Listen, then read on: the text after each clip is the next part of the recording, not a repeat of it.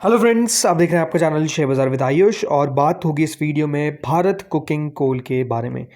दोस्तों, Bharat cooking coal जिसमें आप लगातार गिरावट देख रहे थे, शेयर लगातार दोस्तों फिसलता हुआ देखने को मिल ही रहा था। लेकिन पिछले हफ्ते हम कह सकते हैं जो ये हफ्ता बीता है, जहाँ पर मार्केट्स में तो बिल्कुल गिरावट देखने को मिली है, धराशायी होता हुआ नजर आया बाजार, लेकिन शेयर में तेज़ी आई है। लगभग पिछले 5 दिनों में 12% से ज़्यादा का जो अपमूव है वो हमको आता हुआ दिखा है। तो क्या रीज़न है, मतलब क्या कारण है कि बीसीसीएल के स्टॉक में इस प्रकार की दमदार तेज़ी जो है वो हमको देखने को मिली है हाल फिलहाल में, और क्या वो खबर है जिसके कारण ये जो शेयर है वो बढ़ता हुआ दिख रहा है। समझेंगे इम्पैक्ट क्या आता हुआ देखने को मिला है। तो आप लोग देखिएगा वीडियो को पूरा ज़रूर, लेकिन उससे पहले अभी तक अगर आपने चैनल को सब्सक्राइब नहीं किया है तो सब्सक्राइब आप लोग ज़रूर कर लीजिएगा। ऑल्सो आप दोस्तों हमारे नए चैनल को भी सब्सक्राइब कर लीजिएगा जिसका नाम है भारत मार्केट रेडार। अब देखिए, इस चैनल पे हम मेजरली अपलोड करते हैं मार्केट रिलेटेड न्यूज़। कल भी याद रखिएगा 2 वीडियोज़ आए थे, आज भी वीडियोज़ अपलोड होंगे। कल हमने चर्चा की थी मार्केट में किस प्रकार से गिरावट देखने को मिली। FIDI डेटा जो कल का निकल कर आया है, अगर आपने नहीं देखा है तो आप जाकर चेकआउट कर सकते हैं। इसके अलावा देखिए, हमने US मार्केट्स के बारे में बात करी थी कल के दिन, जो GDP का डेटा आया US का। तो काफ़ी इंपॉर्टेंट वीडियोज़ अब इस नए चैनल पर भी अपलोड होते हैं। इस चैनल की दोस्तों जो लिंक है वो मैंने डिस्क्रिप्शन में दे रखी है या फिर आई बटन पे आपको मिल जाएगी, ज़रूर सब्सक्राइब आप लोग कर लीजिएगा। सो BCCL, जैसे मैंने कहा दोस्तों, मार्केट्स में अगर आप नोटिस करेंगे तो बाजार में तो गिरावट आपको लगातार बनती हुई देखने को मिल रही है।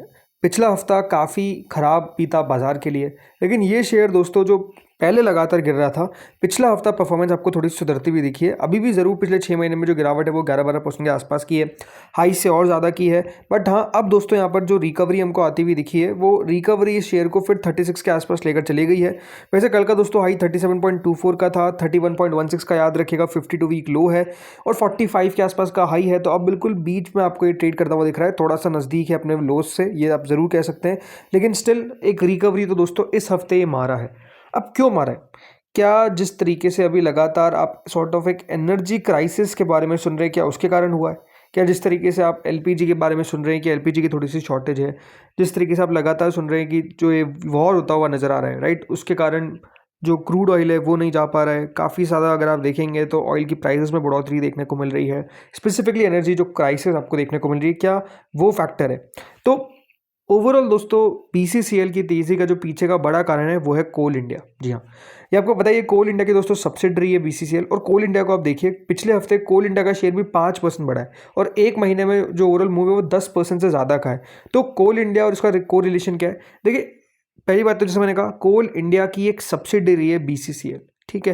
दूसरा बात, बिजनेस अपने आप में डिफरेंट आप कह सकते हैं कि दिख जाता है, क्योंकि मेजरली दोस्तों इनका काम है कुकिंग कोल का, और कोल इंडिया का काम याद रखिएगा अलग है। लेकिन स्टिल ओवरऑल दोस्तों जो फैक्टर है वो कोल इंडिया का फेवर कर रहा है BCCL को। अब ऐसा क्यों? देखिए, अभी खबर निकल कर आई थी जिसमें बताया गया कि गवर्नमेंट ने यहाँ पर सप्लाई अश्योरेंस जो है वो दिया है अमिट वेस्ट एशिया टेंशंस। ये याद रखिएगा, एक अनाउंसमेंट निकल कर आता है। अब ये अनाउंसमेंट के बाद होता क्या है, जो भी देखिए कोल रिलेटेड कंपनी होती है उनमें आपको तेजी देखने को मिल गई। अब इस बात का ध्यान रखिए कि BCCL क्या करता है, BCCL कुकिंग कोल क्रिएट करता है, राइट। अब कुकिंग कोल जैसे मैंने कहा इंपॉर्टेंट होता है बहुत सारी इंडस्ट्रीज़ को। तो ओवरऑल दोस्तों जो भी कंपनीज रिलेटेड एनर्जी से थी, वहाँ पर आप कह सकते हैं एक अपमूव हमको आता हुआ दिख गया, जिसमें कोल इंडिया का शेयर भी था। कोल इंडिया का शेयर 5-6% बढ़ता हुआ दिखा, और इसके पीछे का जो बड़ा रीज़न बताया गया, उसके पीछे का जो रीज़न है वो है क्लियरली गवर्नमेंट का अनाउंसमेंट।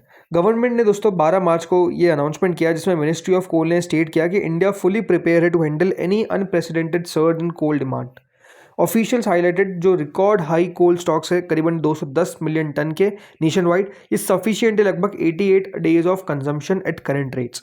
और ये इंक्लूड करता है pithead stocks at coal India mines rising to 121.39 metric ton as of early March. Plus यहाँ पर बताया गया कि पावर प्लांट इन्वेंट्रीज भी लगभग 54 मीट्रिक टन की है, जो लगभग 24 दिन के लिए एडिक्वेट है।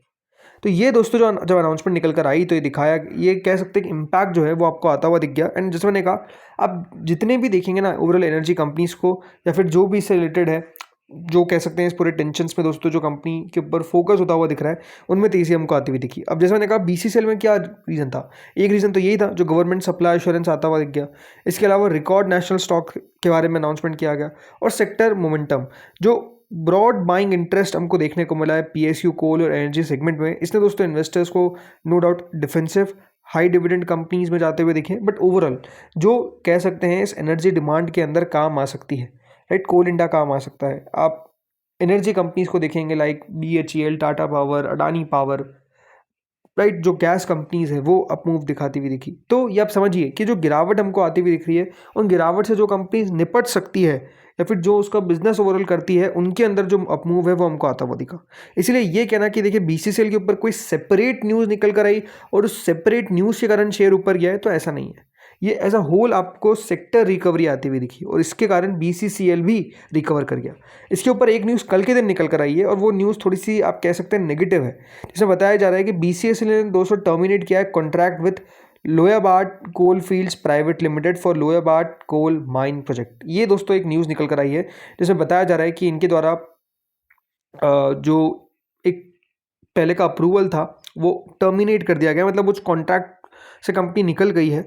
और ये बताया जा रहा है कि इसके पीछे का रीज़न ये है कि हो सकता है कि कंपनी जो ये प्रोजेक्ट में थी या फिर जो ये पूरा कॉन्ट्रैक्ट था, इसमें कंपनी का ओवरऑल जो रेवेन्यू शेयरिंग मॉडल था या फिर जिस तरीके से भी चीज़ें हो रही थी वो कंपनी के फ़ायदे में नहीं थी, पक्ष में नहीं थी। इसलिए कंपनी ने समझा कि it's better to move out from here. जो एग्रीमेंट था दोस्तों Loyabad coal fields private limited में, इसमें था reopening, development, operational management of the Loyabad coal mine which was plan to be executed under revenue sharing model. ठीक है, पर इस टर्मिनेशन पे बीसीसीएल ने बताया कि जो फिजिबिलिटी है लोयाबार्ड माइन की वो रिव्यू की जाएगी और after which the company will determine the future course of action for the project. तो ये कंपनी ने अनाउंसमेंट किया है। और जैसे मैंने कहा बीसीसीएल का जो कोकिंग कोल है, अब ये आप सोचिएगा कि काफ़ी लोग क्या होता है COKING को कुकिंग से समझ लेते हैं। ठीक है, कुकिंग अलग है और कोकिंग अलग है। ये जो कोकिंग कोल होता है ये यूज़ होता है स्टील मैन्युफैक्चरिंग के अंदर। ठीक है, ये कुकिंग में काम नहीं आता, मतलब एलपीजी क्राइसिस से भी काफ़ी लोग हो सकता है इसको जोड़ ले, बट इसका और उसका कोई लेना देना नहीं है। नाम ऐसा लगता है कि देखिए कुकिंग से रिलेटेड, लेकिन कुकिंग नहीं, कोकिंग कोल है जो मेजरली स्टील मैन्युफैक्चरिंग सेक्टर में आपको काम आता हुआ दिखता है और ये कोल से डिफरेंट होता है। ठीक है, लेकिन ओवरऑल जो बात है वो यही है, क्योंकि पूरा एज अ कोल के अंदर ही आ जाता है ये भी, और थोड़ा बहुत नॉन कुकिंग कोल का भी कंपनी का रेवेन्यू है, और जिस तरीके से वो सारा जो सेक्टर बढ़ता हुआ दिख गया उसका फ़ायदा इस शेयर को भी मिल गया। अदरवाइज आज सच कोई बड़ी खबर निकल कर नहीं आई थी जिसके कारण आपको एक रिकवरी आती हुई दिखे। ओवरऑल मैंने पहले भी आपको बताया था कि दोस्तों कंपनी ओवरऑल मेजर जो रिएक्शन देगी वो अपने नंबर्स पे देगी। अभी तक नंबर्स कंपनी के उतने मजबूत आते हुए दिखे नहीं है। रेवेन्यू में आप कह सकते हैं डिप देखने को मिल रहा है, प्रॉफिटेबिलिटी में आपको एक डिप देखने को मिल रहा है, जो एक नेगेटिव बात है। अगला क्वार्टर किस प्रकार का रहेगा, बाजार उसके ऊपर भी नज़र रखेगा, कितना कंपनी की रेवेन्यू ग्रोथ आती है, कितनी प्रॉफिट ग्रोथ आती है। क्यों थोड़ा सा कंपनी सुधरती हुई दिख रही है, बट वाई भी परफॉर्मेंस आप कह सकते हैं अच्छी नहीं है। ओवरऑल ये है कि इस पूरे साल के अंदर, मतलब जो फाइनेंशियल ईयर एंड होगा मार्च का अगला क्वार्टर, उसमें नंबर्स आपको हो सकता है कि क्यू बेसिस पे आप थोड़े से बेहतर आते हुए देखें, बट अभी भी वाई परफॉर्मेंस आपको उतनी अच्छी देखने को नहीं मिलेगी। क्लियरली ये बताया जा रहा है। क्या होगा ये अब देखने वाली बात होगी जब कंपनी के नंबर्स हमको आते हुए देखेंगे। अभी तो उसमें काफ़ी टाइम है, बट ओवरऑल ये बात बहुत इंपॉर्टेंट थी समझने की। ये जो तेज़ी के पीछे का कारण है ये clearly on the basis of West Asia जो टेंशन्स चल रही है उसका असर है, मिडिल ईस्ट जो टेंशन चल रहा है उसका असर है, जिसके कारण एक अपमूव हमको आता हुआ दिखा है। अगर ये और आगे एक्सटेंड होगा तो आपको ये सेक्टर और बढ़ता हुआ देखने को मिल सकता है, जिसका फायदा बीसीसीएल को भी हो सकता है। तो दोस्तों इस वीडियो में इतना ही था। होपफुली आपको वीडियो बढ़िया लगा होगा। अगेन कोई बाय सेल रिकमेंडेशन नहीं है, अपने फाइनेंशियल एडवाइजर से कंसल्ट करें बिफोर बाइंग एंड सेलिंग। इस वीडियो में इतना ही था। अगर आपको अच्छा लगा तो लाइक करिएगा, चैनल से पहली बार जुड़े सब्सक्राइब करिएगा। Thank you friends for watching this video.